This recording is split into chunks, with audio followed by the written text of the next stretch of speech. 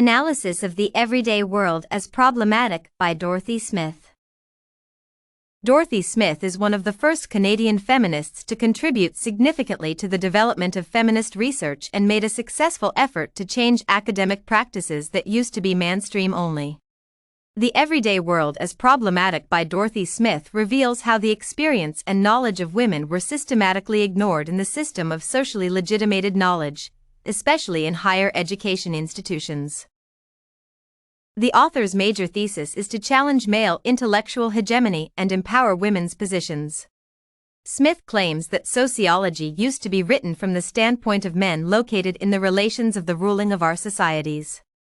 As some researchers state, the cornerstone of feminist standpoint theory is a recognition that the rationalization of gender norms as natural reifies social relations. Smith is instead convincing in supporting her thesis. She provides many practical examples to illustrate and explain her approach and thesis. The major theoretical perspectives of the author are different from the other sociologies, as she considers the everyday world as a side of a problematic which is open to sociological inquiry.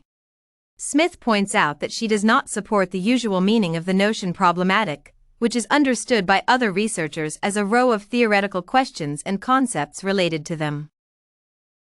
Some people, especially males, might think that many of the author's statements have apparent biases, as Smith claims that the opinion of women is less authoritative in institutions. Smith explains that actual reality and local practices are accounted for by institutional ideologies that make some things invisible. To break these barriers, she suggests that feminists consider the actual practices as a kind of entry into the knowledge of how everyday life is constituted. One of the significant strengths of Smith's work is that she describes the practical examples of how the concept of everyday world as problematic is used in the research practice, making visible the everyday work that women do and the way this work is organized. Still, it is not easy to understand Smith's approach or use her method of institutional ethnography in a specific area of research without problems.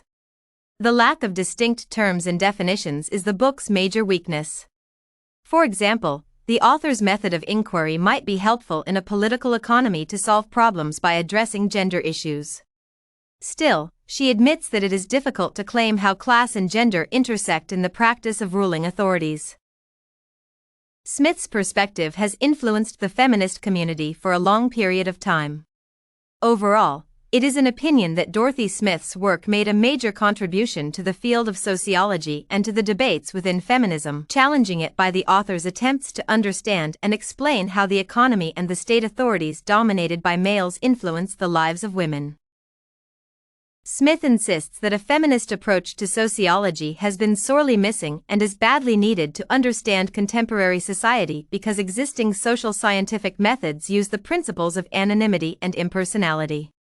The approach used by Smith has some similarities to the conflict approach, which also interprets society as a struggle for power between different groups in conflict for limited resources.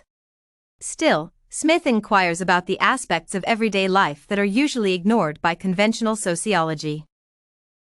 It is generally agreed that The Everyday World as Problematic by Dorothy Smith is an interesting work from the sociologic point of view, mainly due to its discussion of the hidden processes of everyday life. It was informative for me to read this book, though sometimes it was difficult to understand the exact message of the author. I would recommend this book to others who want to get familiar with the ideas and approaches of feminist sociologists.